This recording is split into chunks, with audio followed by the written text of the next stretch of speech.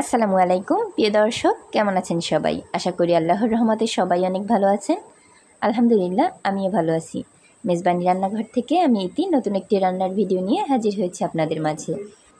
আশা করছি প্রতিদিনের মতো আজকের ভিডিওটিও সবার ভালো লাগবে। ভিডিওটি ভালো লাগলে সাবস্ক্রাইব করে পাশে থাকা বেল আইকনটি চালু করে দিবেন, যাতে আমার নতুন কোনো ভিডিও ছাড়ার সাথে সাথে আপনার নিকট নোটিফিকেশান পৌঁছায়। আজকে আমি রান্না করেছি কচু শাক। কীভাবে কচু শাক রান্না করলে বেশি মজা হয় সেই রেসিপিটি A to Z ফুল দেওয়া আছে। আজকের ভিডিওর কোনো অংশ যদি ভালো লেগে থাকে লাইক, কমেন্ট আর একটু শেয়ার করে দিবেন। চলুন এবার রান্নার মূল ভিডিওটা দেখে নেওয়া যাক। প্রথমেই আমার রান্না করার জন্য লাগবে কিছু কচু শাক। এই কচুগুলোকে জংলা কচু বলে বা বোনা কচু বলে। এগুলো কিন্তু রাস্তার ধারে অহরহ পাওয়া যায়, কিন্তু আমি একটু রোদ দেখে তুলে নিয়েছি। রোদের জায়গায় কচুতে গলা ধরবে না। এবার ছোট করে কেটে ধুয়ে নিয়েছি। এবার রান্না করার জন্য পরিষ্কার একটি পাত্র নিয়ে নিয়েছি। বেশ বড় দেখি পাত্রটা নিয়েছি, যেহেতু কচু শাকও অনেকগুলা আমি একসাথে দিয়ে দেওয়ার জন্য। কচু শাক কিন্তু পরবর্তীতে অনেক কমে যাবে।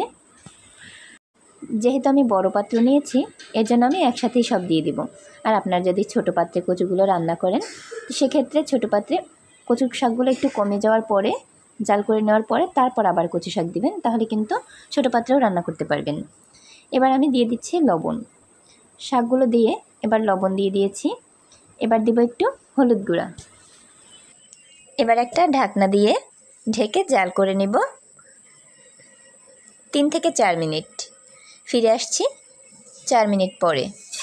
এবার ঢাকনাটা তুলে দিয়ে দিয়েছি 4টা কাঁচামরিচ। এবার একটু খুন্তির সাহায্যে নেড়ে চেড়ে দিচ্ছি। কচু শাক রান্না করতে কিন্তু কোনো রকম পানি লাগবে না। ঢাকনা দিয়ে ঢেকে রান্না করলেই কচু শাক কিন্তু খুব ভালোভাবে সিদ্ধ হয়ে যাবে। আবারও ঢাকনা দিয়ে জাল করে নিয়েছি 5 মিনিট। 5 মিনিট পরে আবার ঢাকনাটি তুলে কচুটা একটু নেড়ে চেড়ে দিচ্ছি। দেখতেই পাচ্ছেন কচুটা গলে কিন্তু পানি বের হয়েছে। এবার কচুটা কিন্তু আমি একটি ডাল ঘুটনি বা যেইটা দিয়ে ম্যাশ করতে আপনার সুবিধা হয় ঠিক ওইটার সাহায্যেই খুব ভালোভাবে কচুগুলো গলিয়ে নিতে হবে। প্রথমে আমি একটি খুন্তির সাহায্যে খুব ভালোভাবে নেড়ে চেড়ে ম্যাশ করার চেষ্টা করেছিলাম, কিন্তু খুব ভালোভাবে হয়নি। তারপর আমি একটি ডালের চামচের সাহায্যে খুব ভালোভাবে ম্যাশ করে নিচ্ছি।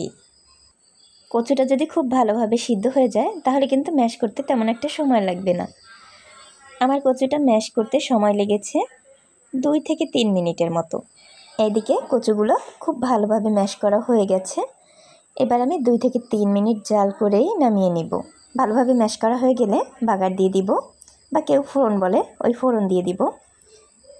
এবার পরিষ্কার একটি পাত্র নিয়ে নিয়েছি। এবার দিয়ে দিব 4 টেবিল চামচ তেল, সাথে দিয়ে দিব বেশ খানিকটা পেঁয়াজ কুচি আর তার সমপরিমাণ রসুন কুচি। ঠিক যতটুকু পেঁয়াজ নিয়েছি আমি ঠিক ততটুকুই রসুন নিয়েছি। আমি যে কোনো শাক রান্নার ক্ষেত্রে পেঁয়াজ রসুনটা একটু বেশি দিই। শাক ভাজিতে বা শাক রান্নায় যদি পেঁয়াজ রসুন কম দেওয়া হয় তাহলে কিন্তু খেতে বেশি ভালো লাগে না। এবার চুলার আঁচ মিডিয়ামে রেখে আমি পেঁয়াজ রসুনগুলো খুব ভালোভাবে ভেজে নেব। এবার চুলার আঁচ মিডিয়াম আঁচে রেখে পেঁয়াজগুলো নেড়ে চেড়ে ভেজে নিব। পেঁয়াজগুলো ভাজা হয়ে গেলে এক সাইড করে 2টা শুকনো মরিচ টুকরো করে ওইটা ভেজে নিচ্ছি। এখানে আমি শুকনো মরিচ আর কাঁচামরিচ দুইটাই ব্যবহার করেছি। আপনারা চাইলে শুকনো মরিচ বা কাঁচামরিচ যে কোনো একটা দিয়েও রান্নাটা করতে পারেন। খুব ভালোভাবে ভাজা হয়ে গেলে এবার আমি এর মধ্যে কচু শাকগুলো ঢেলে দিব। কচু শাকগুলো দিয়ে খুব ভালোভাবে চামচের সাহায্যে নেড়েচেড়ে মিশিয়ে নিচ্ছি। এবার নেড়েচেড়ে মিশিয়ে নিলেই হয়ে যাবে কচু শাক রান্না। আমি ফোড়ন দেওয়ার পরে 2 থেকে 3 মিনিট জাল করে নিয়েছি। আমার রেসিপিটি ফলো করে আপনিও তৈরি করতে পারেন দারুণ মজার এই কচু শাকের রেসিপিটি। আশা করছি প্রতিদিনের মতো আজকের রেসিপিটিও সবার ভালো লেগেছে। ভিডিওটি ভালো লেগে থাকলে লাইক, কমেন্ট অ্যান্ড শেয়ার করে দিবেন। এতক্ষণ সাথে থাকার জন্য ধন্যবাদ সবাইকে। দেখা হবে পরবর্তী আবারও কোনো নতুন ভিডিও নিয়ে। ততক্ষণ সবাই সুস্থ থাকবেন সেই প্রত্যাশায় আজকে বিদায় নিচ্ছি। আল্লাহ হাফেজ।